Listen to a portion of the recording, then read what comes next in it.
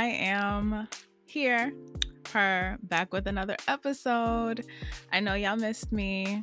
A lot has been happening. Um, my birthday was July 28th. Woo, woo. If you want to wish me a happy birthday, say it to the screen. Thank you, thank you. Also, feel free to DM me. I know it's a little bit after, but y'all didn't know. So now that y'all know, you know, it's time to do your due diligence and wish a Leo a happy birthday after they told you. Yes, y'all, I am a Leo per 26. Woo! More mature. I don't know what 26 feels like, but I know what I feel like, and it feels good. And it feels mature. And it feels really responsible and like a human. And the reason is because I've been going through what we were talking about in our last episode. I'm sorry, I thought my mic wasn't on. For those of y'all just listening on the podcast, if you have Spotify, feel free to go to Spotify and, there's a video here. But also, if you don't, feel free to go to YouTube because this episode is being recorded. If you want to see me, how cute I look, don't worry. You're not going to leave me. Just pause it and then go find me again. And you can watch and we can commune together in both of our healing corners. So, to get back to my little spiel, reason why I feel so good is because of what we were talking about in our last episode concerning an identity crisis, honey. And I just want this. I hope this, if you listen to that episode, if you didn't, go do it now, please. But if you didn't, you can still watch this episode. Just make sure you get more context by checking out that episode. But I really hope that me now can be a testament, to why identity crises are so necessary, and why they matter and why they work and why you go through them, why your body goes through it, why your energy starts changing, why the universe bestows it onto you, because it's needed. So let's get into the episode, and I want to introduce myself to the new people that are listening. Hey y'all, I'm so glad you found me, probably from TikTok. Yep, I'm going up on there. It's going up on there. Hi, I am NicoleHeals, and welcome to my healing corner. I'm right here with my bookcase. I love reading. I love writing. I've always loved books. They make me feel at home.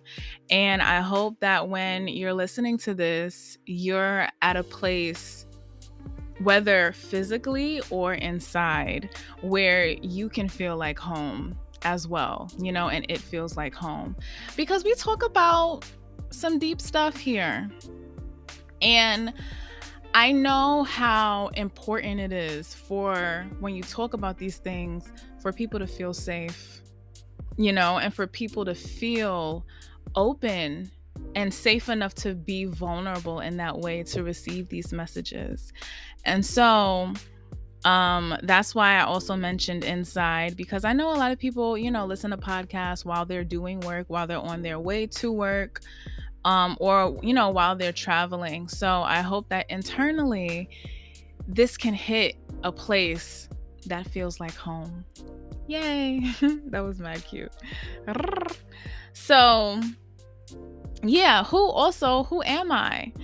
That person, NicoleHeals, is a spiritualist who speaks about all things healing and guides people on their journeys, their healing and life journeys, especially when it comes to healing the inner child and uncovering harmful, family dynamics that you may have went through. So if you were guided here, just know it's for a reason. And I welcome you to my healing corner. Here we feel like home, and for a lot of us, home, is a drink. So I got my water here. Make sure, you grab your PJs, you grab your whites. I got my white on. And your bonnet, your scarf, of course, your messy ponytail, your messy bun, your coffee, if that helps you feel relaxed. All my ADHD people out there, your tea, child, even your wine, even your, mimosa, honey. And, let's get into these topics, get into these ideas, get into what it means to heal the inner child, and I'm so excited for the episode today because identity crisis, it gets you right back to the inner child in such a meaningful way. But yeah, before we go to that, I just want to jump already. Let me finish my intro. Also, if you got your face mask on, purr to you as well. If you would like to donate to the podcast and to me in general as a creator, teacher, and a guide, you can send donations to my Cash App as well as to wish me, a happy belated birthday, purr. I no longer have Venmo, only Cash App, and it's $NiCCC1. And if you would like to make reoccurring monthly donations, there is first the listener support option on anchor.fm/NicoleHeals, where this podcast is hosted. Wherever you got the link to this podcast, it must have sent you to Anchor and then sent you to where you regularly listen to podcasts. So go back to that link, get linked to Anchor, or just type it in, Joe, and the button should be visible. You can also subscribe to my Patreon and set up another monthly subscription of $4.44 a month or higher. I definitely don't mind that. And you can support me in general as a creator and get some additional treats and read some of my articles. I'm going to be updating my Patreon soon, so watch out for that. And I also have journal prompts on there and other things for subscribers. And lastly, if you would like to make a non-monetary donation to the podcast and to me in general, be sure to rate the podcast. If the medium that you're listening to it on allows you to, comment on it, tell me how, and tell everybody how it changed your life and made your day. And it just helps me in a big way to expand my reach by a few simple clips on your part and swipes. I can't forget those, honey. And also following me on my socials. Instagram is at Nicole.Heals. TikTok and Twitter is just NicoleHeals, one word. And be sure to leave a like, leave a comment, even a DM about how this podcast helped you in any way. That's greatly appreciated. And it helps me to know that, or not even to know, to solidify, because I already know, Joe, but to solidify that, I'm doing a good job following my journey, following my destiny, and helping people in any way that I can, because I truly like doing that. So I really appreciate those types of messages. And, we could chop it up there. I chop it up with a few of y'all who aren't scared of me and aren't scared to talk back. But regardless, if you just want to leave a like, if you just want to leave a, hey, I listened to your podcast and I really appreciate it, and then that's it, it's still greatly appreciated, and it helps a lot energetically as well. Ooh. And if you are interested in reading energy, knowing about energy work, energy and how it works, feel free to check out my episode about family baggage, something like that. And then it's another one called like grounding and clearing, and why our energetic hygiene is our responsibility. And after you listen to those, you'll know exactly how it helps me energetically by sending that energy out to me and having it in my orbit and all of that. So you can also help me by sharing this podcast with a friend, with an acquaintance, someone that, is given the spiritual vibe, or it's just, you see they're on their healing stuff, on their healing journey. And if you think it would help them, that is definitely greatly appreciated. And it helps me out a lot. And I feel like the most, because word of mouth, that cannot be faked, honey. And it just warms my heart in a big way. And thank you very much in advance to all of that. So now let's get juicy. So in the last episode, we talked about having an intentional identity crisis, and how when you really get deep into it and look directly underneath the surface, healing is just one big intentional identity crisis, that we don't even know that we walked into. We just know something had to change. I feel like I said in the last episode, something had to shake. Like some had to shake, and it was us, and we did it, and So I guess I'm saying that. It's just so fun. But, it just sneaks up on you. And before you know it, you're turning into someone else, someone you may or may not recognize, someone you may even be scared of or have been scared of, because when we spend so much time, not even in the shadow, because we're not conscious of our shadow before our healing, but when we spend so much time hiding these parts of ourselves that have made us shine, that made us stand out, that highlighted our greatness, when we spend so much time putting those in the shadow, and then we start healing, and then we get that healing glow, and then we start to shine, we can become scared of it. It can be scary, even though you're intentionally doing this.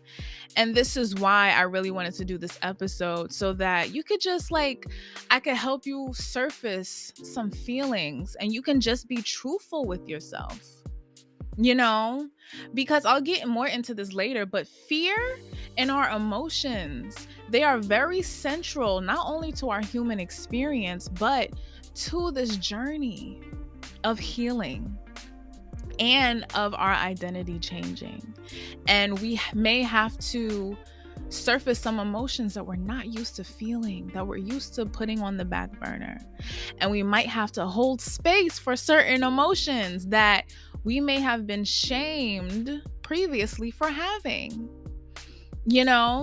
And so fear is part of the journey. And when you turn into someone else, and not just someone outside of yourself completely, but someone who you once were, who your body remembers, who your brain remembers, that can be scary, and you can be scared of that person who may be softer, that's someone who may be powerful, that's someone who may be compassionate. I know when my compassion came out, child, when my heart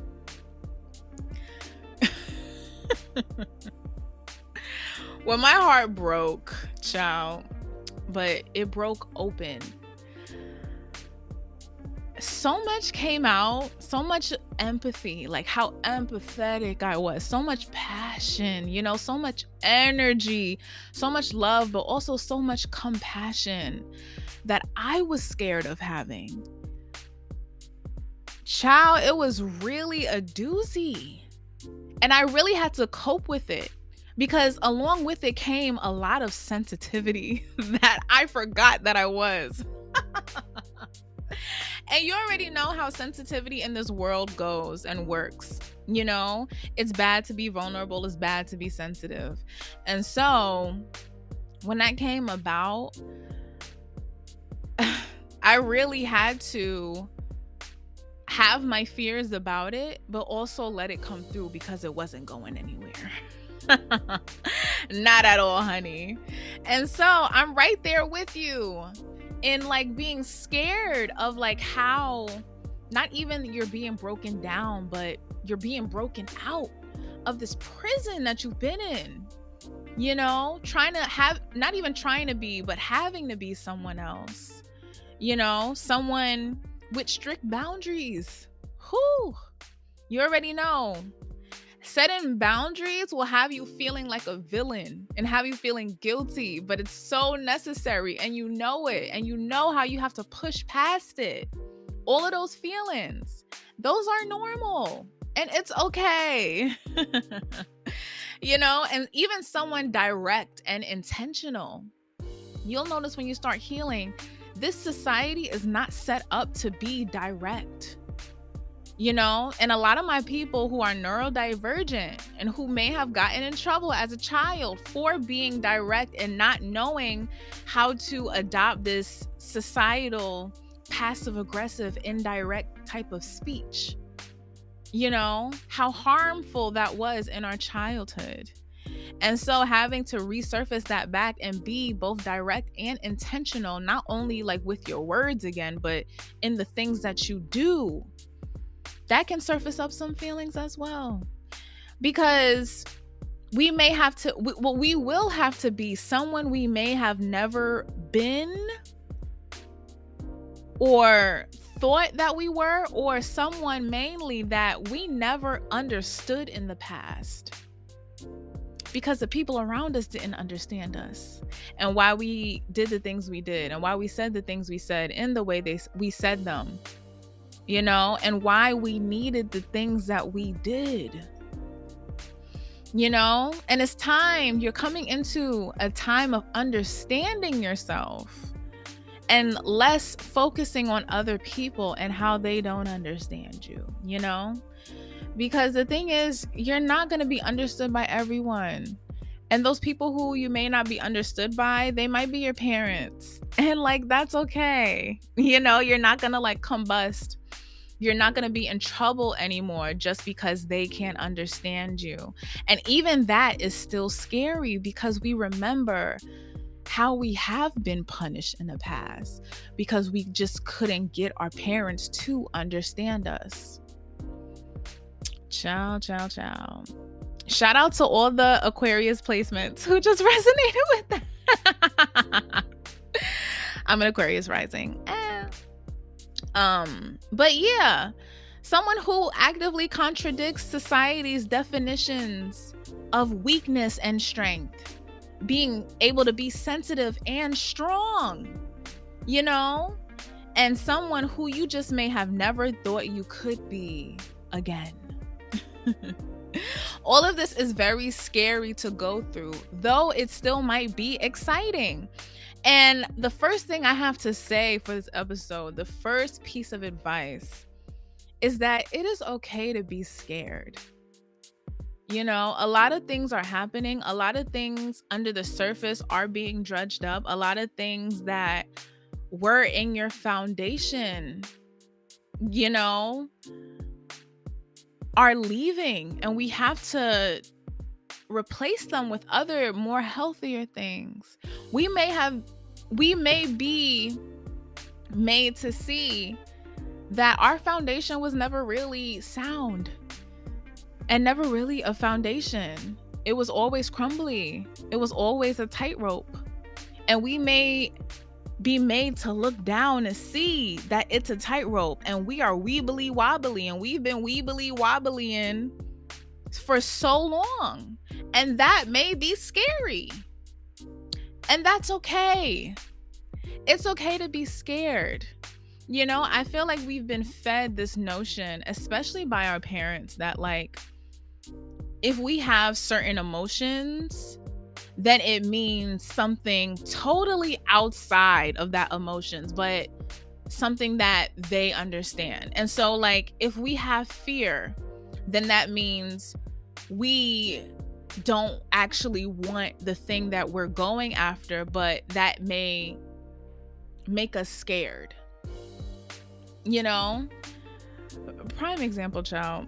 So I am a bright person. I love to have fun. I love to have joy. And I'm always laughing, always trying to make things fun, especially things that are boring, like in having ADHD, and like being undiagnosed as a child. All my people know when you have ADHD, like things that bore you, it literally like feels like death. Being bored, like we just need the stimulation. And so always like having to do boring things, I always wanted to make it fun. But my father, the way that he understood work and maturity, but also focus and seriousness, was that you're not gonna be laughing, you're not gonna be playing around when it came time to do the work. And so like he will always yell at me and like make it seem like just because I was laughing, just because I was having fun, just because I was having joy and being joyful did not mean I was taking something seriously. Because he had a certain understanding about maturity and seriousness that was outside of joy, and if you had a parent like that, that really affects your work ethic, where later down the line, and I'm just going to say this and we could talk about it in another episode because I got to say what's here, but it affects your work ethic in a way that it makes you think that if you are having fun, then you're not really doing work. And then so anything that feels like fun, you won't feel satisfied and like you did anything. Child. And so that's just a prime example of just how, just because something is there that may not like match what is like supposed to be happening, just because fear is there, it does not mean that you don't want the thing and that you don't want this change. Just because happiness and joy was here while I was doing the work did not mean I was not taking it seriously. I just needed the stem, child. And so for those of us, my parents are boomers, so like I got that direct, child. But a lot of people have Gen X parents and even millennial parents, I don't know, but a lot of us have boomer and Gen X parents, and so they were raised on survival. And when you're raised on survival, you don't have no time for emotions, you don't have time to prioritize them, and so you don't really have time to understand them. And so you have this like very, very basic understanding of them that when you're happy, you're not supposed to be sad. And if sadness is here when you're supposed to be happy, then you're not really happy, you're just solely sad. And so we apply that to fear in a way that a lot of us feel like fear is just something we believe we're just never supposed to be, and that it's bad, and that we're never supposed to be when it comes to things we want. And so we get in our mind and think, and like when we have fear, we get psyched out, when it comes to doing things that we actually want. We perceive the fear there, and we think that, oh, I guess because I'm scared, this is something that I'm not supposed to be doing. And that is just not true. Fear is just an emotion. And when you're raised in survival mode from a very young age, you're used to just being on an emotional constant, like being in the middle, not too happy, not too sad, or like not sad and negative at all, but like even not too happy. And that constant, that default, that middle line is numbness. It's being numb. The human experience is all about emotion. We are very emotional creatures, no matter who tries to say otherwise, and no matter who tries to say, oh, I'm actually more logical. No, that doesn't make sense. And when it comes to numbness, any type of emotion, we have an aversion to it. That's why When you have like a little bit of emotion, it feels so like tumultuous to someone who is used to being in survival and who is used to being numb, especially when it comes to ourselves and dealing with our own emotions. We may feel like, oh my gosh, like I'm so emotionally tumultuous. My emotions are so chaotic. Like it just feels like I'm all a roller coaster with myself. Meanwhile, basic emotions are just coming up, you know? And it's like you're just scared, and that's okay. But it does not mean that having emotions is bad.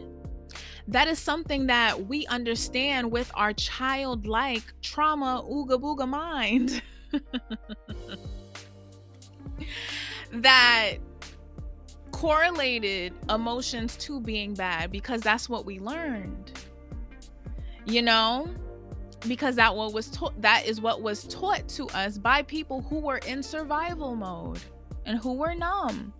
And so when it comes to an identity crisis and a crumbling of our foundations and all of that we learned that is not helping us anymore and never helped us in the first place, y'all, but helped us to survive. When we come out of survival, we now allow the full range of emotion. So the fear along with the joy, the anxiety along with the excitement, you know, the sadness along with the happiness and the anticipation, you know, and the passion. It's all there.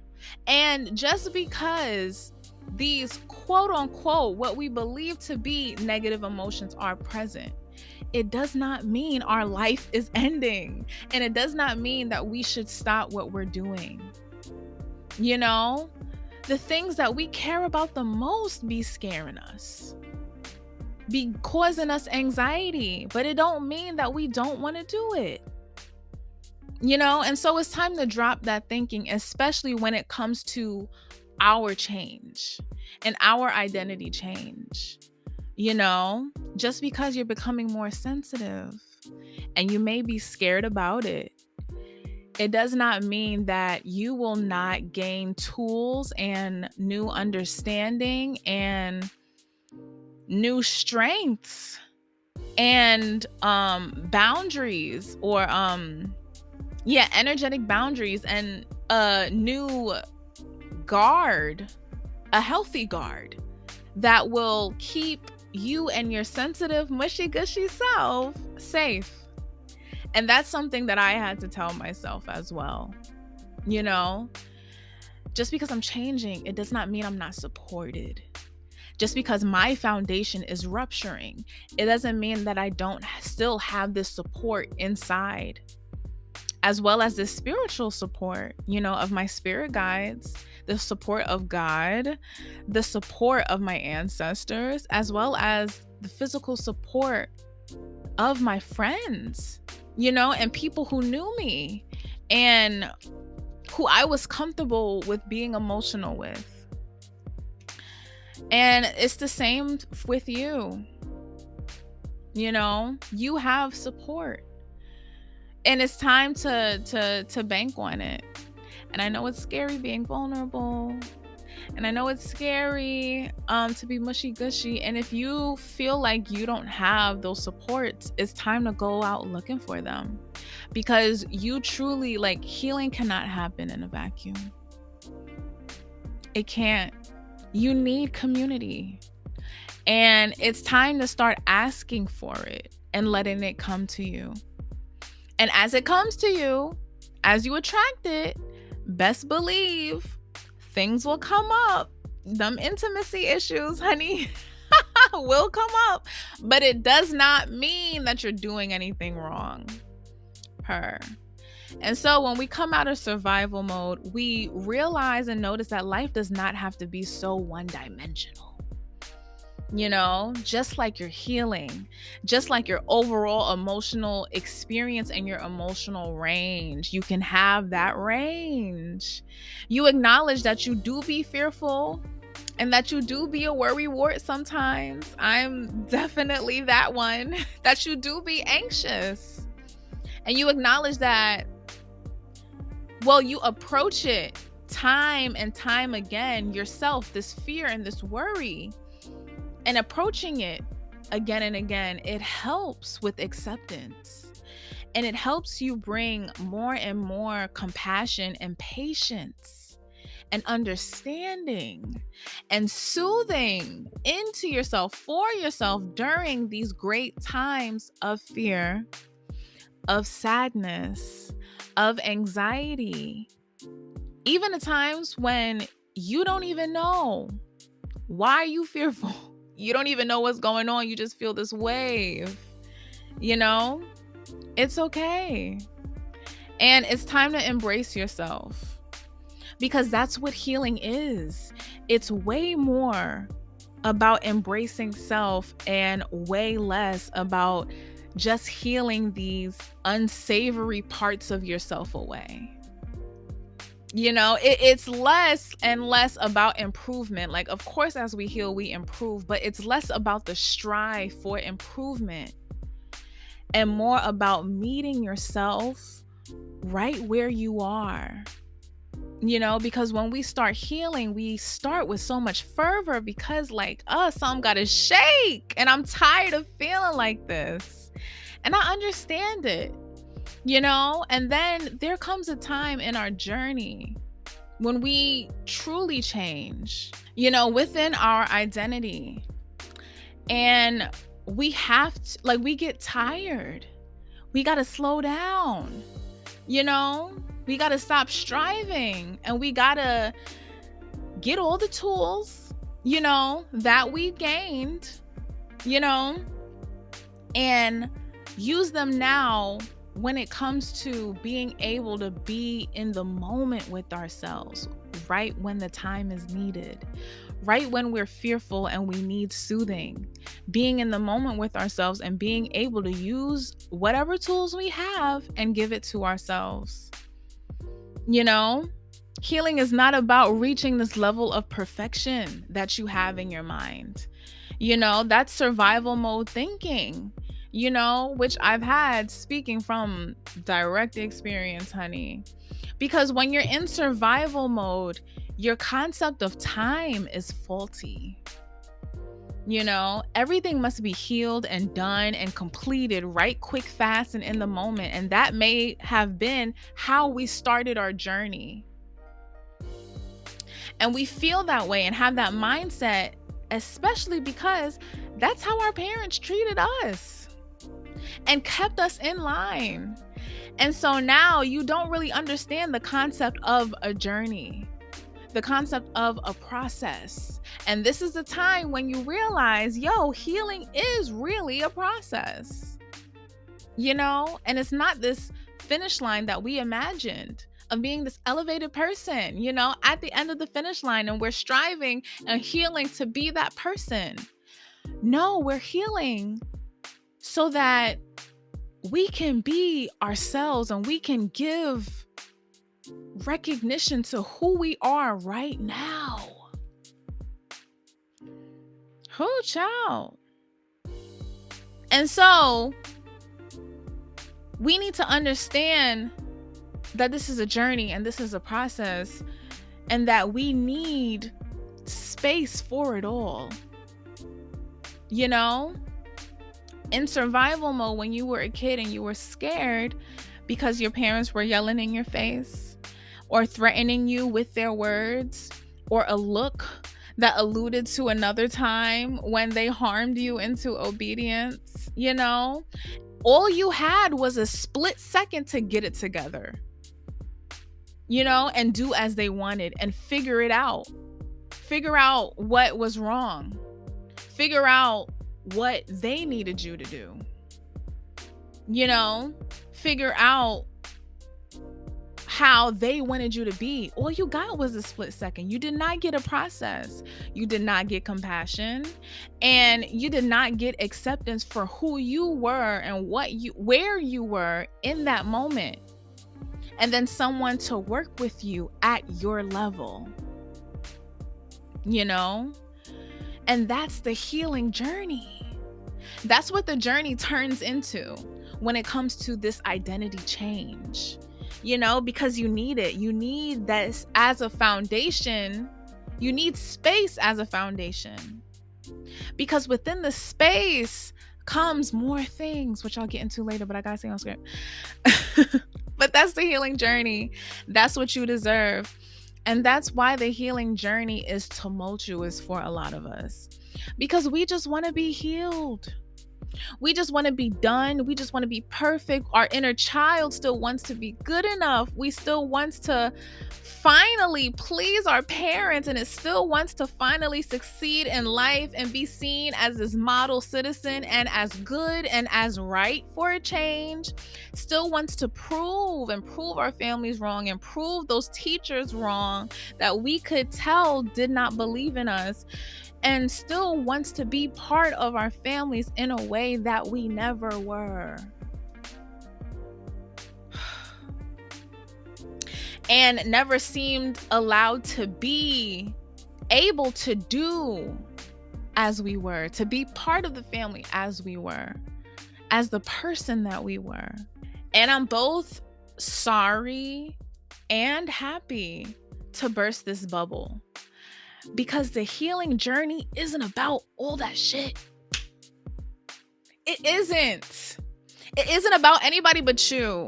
It's for your development. It's for your shine. It's for you to see yourself as worthy and as poppin', and stopping you from trying to look to other people to give it to you. It's about you believing in your power. It's about utilizing and wielding your strength as you please and as you see fit, and it's not controlled by someone else. It's for you to have your face however you want it, if you mad and frustrated and sad. It's about being you again, and not anybody or anything or anyone else that anyone else wants you to be, or tries to convince you and themselves that they need you to be. And I say need in quotes, because if anybody, and I mean anybody, needs you to be a certain way so that they like you, so that they tolerate you, so that they can be what they want to be, someone who needs you to be a certain way and is making you change, that's codependency. And it's not right, honey. Them trying to convince you and themselves that they just need you to be a good child so that everything works out. Nope. And they may think that they need that, but nope, absolutely not. And that is something so juicy. And this script, when I was writing it out, I didn't notice how long it was until I started reading it over. So we'll have to get into that in the next episode, but trust, the next episode will be filmed and it will come out a couple days, because the script is already written. So a couple days, like maybe 3, because I'm feeling, I was away for a little bit. So, but yeah, that juiciness, you're gonna have it soon.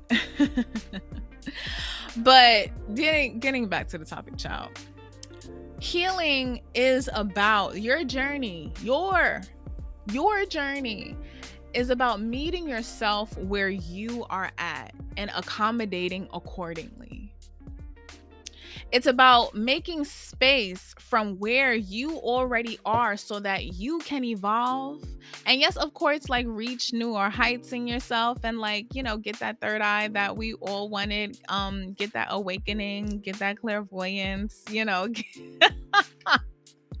start reading minds and all of that.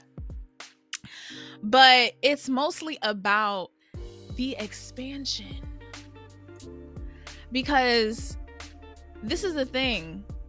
You're not necessarily changing into something that you never were.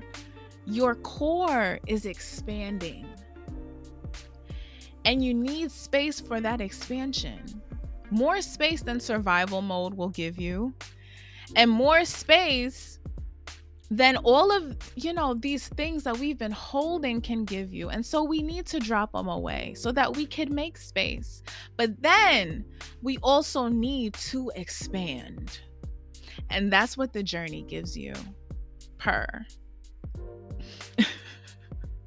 It's about making space and atoning for patience and inviting them into the party, and making sure compassion got her invite too. And, you already know if they gonna be there, then acceptance gonna be there too by default. It's about reaching, of course, newer heights, but newer depths within yourself, within your core of who you truly are, and also have been all this time. That person just been in the shadows.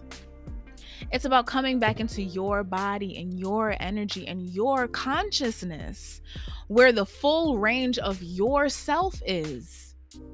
And notice just how easier things can be when you have the space to be you and change into a you or you. The you-iest you that you can and want to be. And that's what I mainly wanted to surface today. This concept of space. Space to form, space to transform, space to be scared, and space to be a little girl, and space to be a child, and to be anxious some days and confident another, and not have to depend on someone outside of you who seems to can't hold it, try and hold it, and then make you feel abnormal and like a burden. Because you have a full range of your emotion. And some days you're happy, and some days you're sad, and some days you're scared, and some days you're anxious. It's about feeling okay for that. The space to have that, the space to be you. And get that attention that you deserve, and the focus that you deserved. And the proper focus on your emotions and your feelings and your fears. No matter how irrational, and all of your emotions, no matter how irrational, and no matter if you even have a reason for them yet or not, to get taken seriously and soothed and actually nurtured and not punished or rejected just for having feelings and being human. This concept of space is so important and needed because it holds so much. And it is both the journey and part of it. It's both the bottle and the antidote, on the outside and on the inside. It is an environment that you need in order to be you, but also to just be, to be somebody even when you're not striving, and to know who that person actually is and not be disgusted with them, with yourself, when they're not working and when they're not grinding and when they're not being productive. When you gotta laugh in order to do the boring things and the mundane things of life, when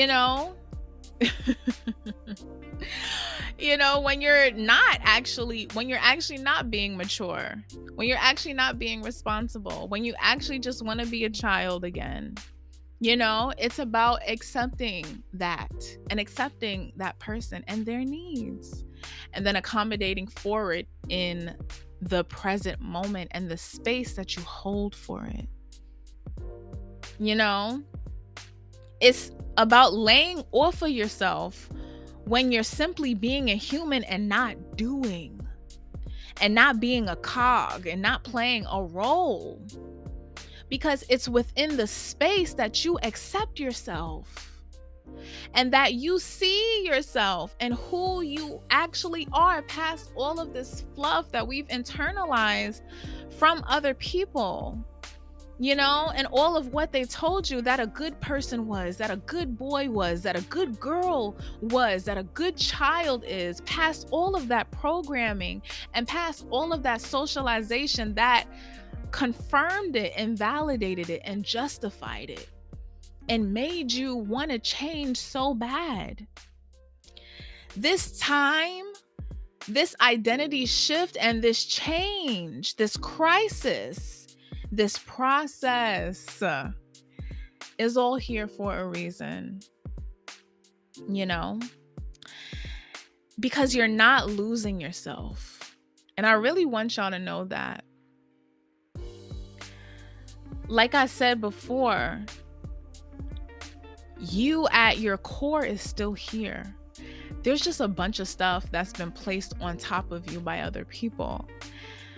But this time is about expansion in space so that your core can expand again and you can expand into you again.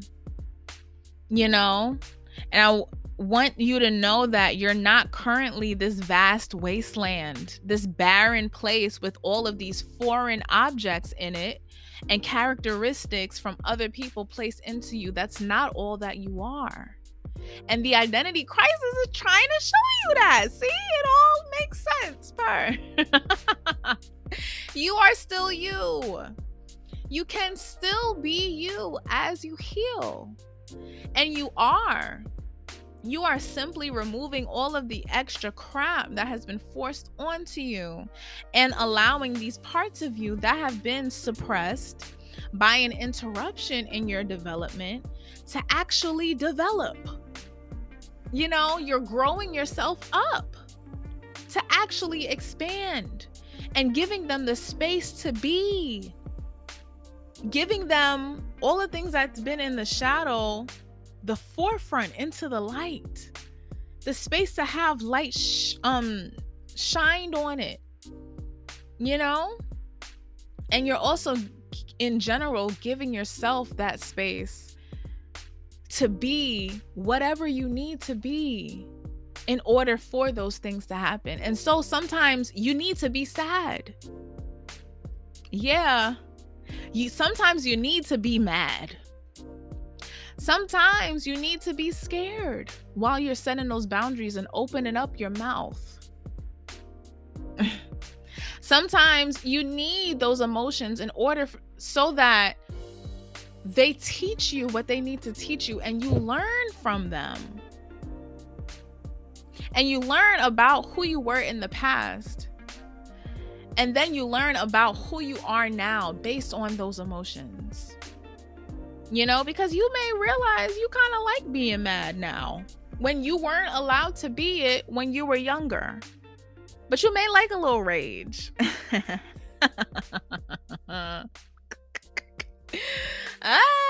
you may have been convinced that all my Black girls know this specifically, and of course all my women, but specifically my Black girls, my Black women, you may have been convinced that you were mad and now coming up into happiness, you may realize, and like having the space to be happy and learning from those emotions of joy and of happiness, you may realize you've liked being happy all this time. People have just been trying to convince you that you like being mad, that you like having an attitude, that you're just so attitude-ish.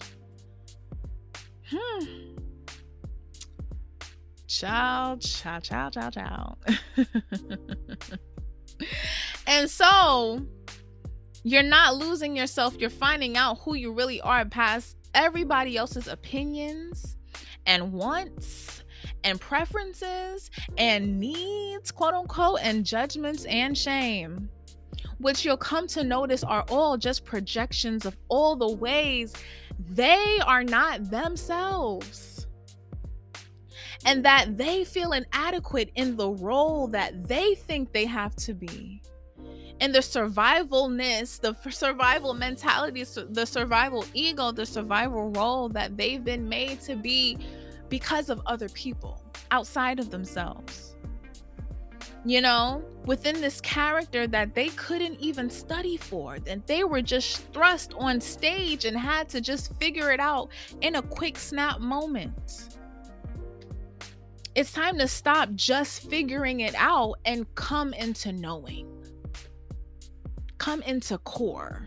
Come into who you actually are and what you actually desire. And then going by that desire, connecting with that joy, connecting with that desire, and allowing it to lead you in your life. Because that's knowing. It's time to come from being so in your mind to being in your body and letting your body tell you what's up. Because let me tell you right now, your body, child, has intelligence. It has intuition. It has messages for you. And it knows. It knows when something makes you sick to your stomach. It knows when you're scared. And it tells you, yo, you're scared right now. Get out. This person is not safe. Get out. This event, it's looking a little weird. You may want to get out. And so it's time to come into knowing of who you are, so that naturally what you want and what you aspire to be comes easily, and you don't have to ponder about it. And you don't have to feel like that thing, that person is so far outside of yourself, because you know that you're already them. And this is why I wanted to talk about this juicy message today, because it's something that's been missing or that people overlook within the spiritual and wellness community.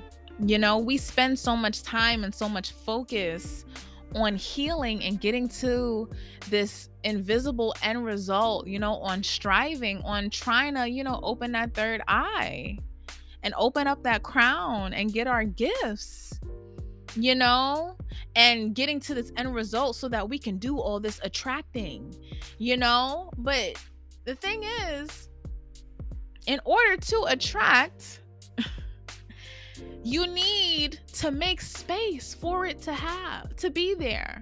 You need to know that you deserve to have it. And that requires a certain knowing within yourself. Because it's hard to attract when you're in survival. And so when you're always striving and you're always looking, you're not being able to be grateful for the moment and in the moment. And you already know, if you're trying to attract, you need gratitude. And you need to already be happy about where you are. You need to honor the person that you are. You need to honor your physical surroundings of where you are. And if you don't do that, then it's going to be very hard to attract. And so if we're always reaching somewhere and reaching bliss and reaching nirvana and reaching this unbothered place, how can we really see where we're at right now and what needs to be done if we're always looking to a finish line? It's this concept of space where we really transform. We got to know our space. We got to know what's in our space. This is the meat of it all, where the work really happens and where we meet ourselves and who we actually are versus this goal of who we're trying and striving to be. Because some days that striving shit don't be working. On the depressing days, child, let me tell you, you don't be wanting to hear all that. You just want to lay in your blanket and chill because you're tired. And so you don't want to hear about no striving, because that's work. You don't want to do no work. You just want to be. And it's time to have a plan for those days where you just want to be, where you're able to give yourself that, and then give yourself that on the days when you don't need it as much, so that you can put that as part of your foundation. And we got to nurture ourselves now. We got to know that. In this moment, we have to care for ourselves right here today. And who says who you are right now is not divine? Who says that where you're at in your journey right now is not divine? And it's not as divine as that goal person that you want to be so bad. Why do you want to be that? Because of people outside of yourself and how they've made you feel about yourself. It's time to stop adopting other people's crap. And I know it's hard. Trust me, I know. But even though it's hard, even though it's fearful, even though you're scared, it doesn't mean that it can't be done. It cannot all be done in the moment. So don't hold yourself to that. But it can be done over time. When you give yourself a process, when you allow yourself a process, and you allow yourself this space for it all to be here and for you to be here, still glowing, still grounded, still you, but also expanding. Because that's the thing. You deserve to see who you are right now and appreciate that person, because this person is doing all of the work right now, all of the heavy lifting in order to make sure that you are happy. And all you're doing is looking at this person in the future.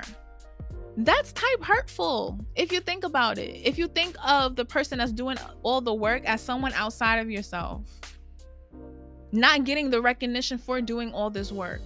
It's a group project. And you can't just have one central person doing the work and not appreciate them. And you just can't have one central person doing all the work. You got to meet them where they are so that all of y'all can get an A.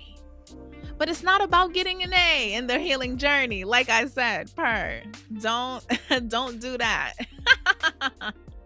They deserve to be compensated for all the work that they do with gratitude, with appreciation, with a thank you, and less complaining about the fact that you're not where in the future, and with more love and less shame. And so, in knowing that, turn to your neighbor, which is yourself. Pat your neighbor on the side, say, hey neighbor, thank you so much. Thank you so much for all that you do, Thank you for all of the work. Thank you for all of the work that you put upon me, and that you do for me each and every day, in and out, every minute of every second that we have to be ourselves. Thank you for all of the work that you do for me. Thank you for all of the things and the rewards that you give me by being this backbone and support for me, so that I'm able to move out of survival and I'm able to even be hopeful and joyful enough to look at the future. Thank you. And now give yourself a hug. Yay. And say thank you so much. And then give yourself a little kiss on the arm. And ultimately, and then after this, treat yourself and say thank you. Treat yourself to a bath. I saw somebody in the bathtub. You can bring your wine, don't worry. Bring your favorite snack. Treat yourself and tell yourself thank you. Thank you for making this space, and open up even more space so that you can have this great, vulnerable, intimate, and open relationship with yourself, where you're able to see more of what you actually are rather than just what you want to be. And now I gotta stop because my camera battery is dying. But thank y'all so much for watching. Thank y'all so much for listening. I can't wait for y'all to finally get this episode. Yay. And the next episode will, oh, my birthday number. I just looked up the time, 7:28 per. But yeah, thank y'all so much for being here. Feel free to donate to the podcast and to me in general as a creator and a teacher and a guide. And I thank you so much in advance. I really hope that this episode was able to help you in so many ways. And I will see y'all. Y'all will hear me in the next one. Bye. Oh, and I need a thumbnail. Okay.